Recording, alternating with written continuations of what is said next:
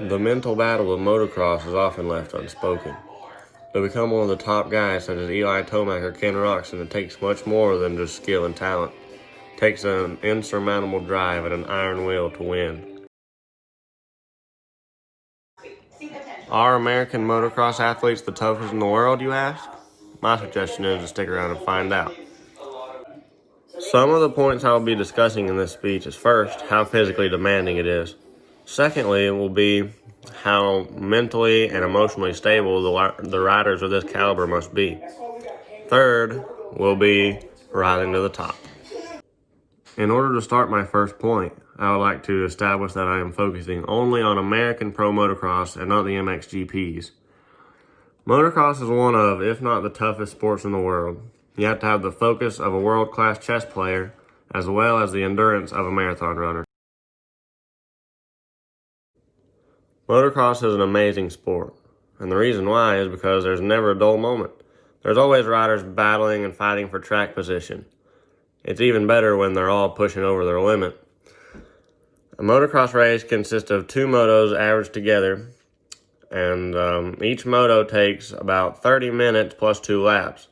This is crazy hard to do if you've never done it, and it doesn't look like it, but I don't even know how they do it. But according to ProQuest.com on NC Live, the most used method of training for motocross is actually bicycling and mountain biking. This sport contributes very well to motocross, seeing as both take tremendous amounts of leg strength and stamina.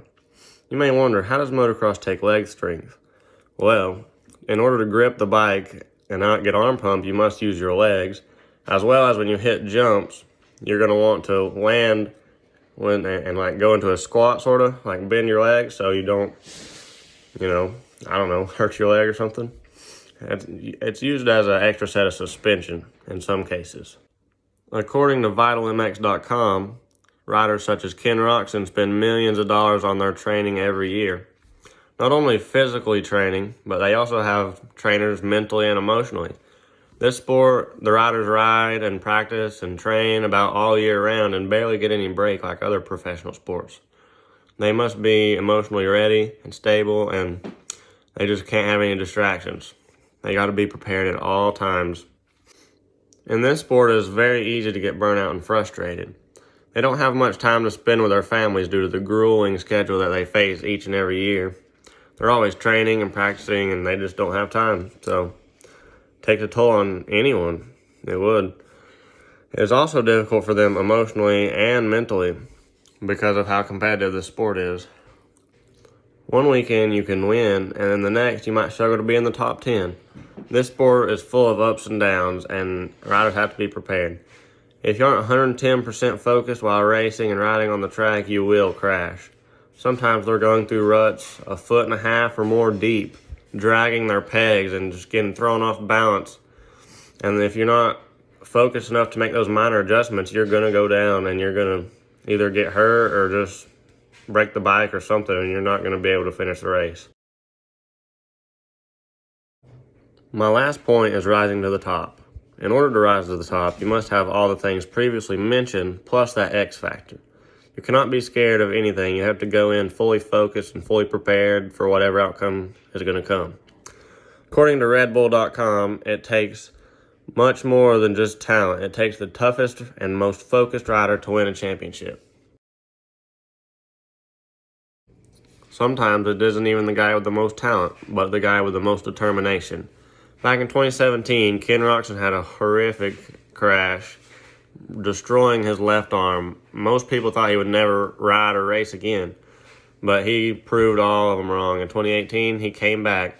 He wasn't his old self right off the bat, but what can you expect? Just 1 year after his return to racing, he was back winning races and showing pure dominance again. I mean, everybody loved to see it. Well, I guess everyone except for his competitors. Where's right there, see Intignap holds up Seeley. Oh! Down goes Roczen! That just goes to show how much it takes to rise to the top in this sport. In conclusion, motocross is one of the world's toughest sports. It is tough physically, emotionally, and mentally.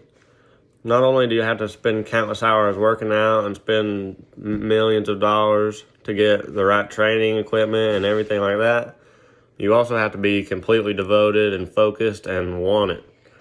You've got to spend your life and your existence as to going towards this goal. As I previously asked, are American pro motocross athletes some of the toughest in the world? The answer is yes. It takes everything you have and more to compete at such a high level in this sport. And that is why I believe it is the world's toughest.